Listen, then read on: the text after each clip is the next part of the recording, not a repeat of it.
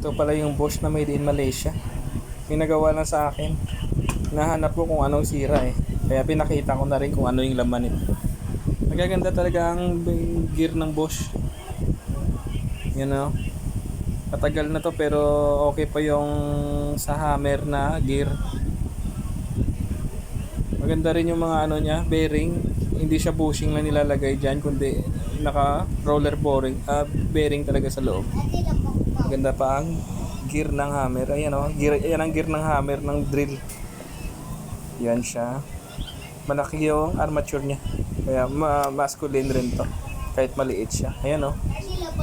Kung sa ano pa yung muscle ng tao dyan sa Hammer eh.